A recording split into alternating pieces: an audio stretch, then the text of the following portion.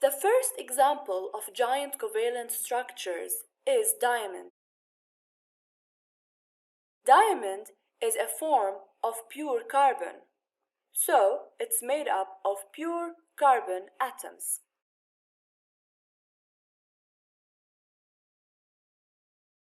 Carbon has 4 unpaired electrons in the outer shell. So, as you see in this figure, carbon atom, in its outermost shell, there are 4 unpaired electrons. This is 1, 2, 3, and 4.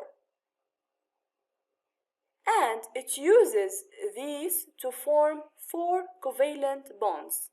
What does that mean?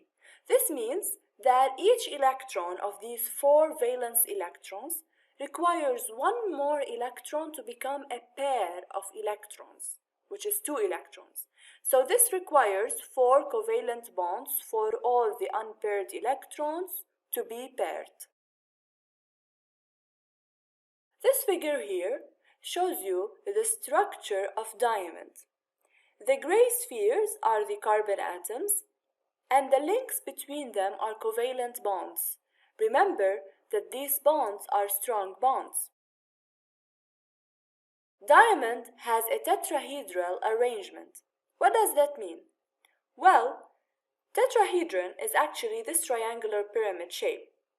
The orange spot to the right is the same as this one to the left, so you see the resemblance in structures.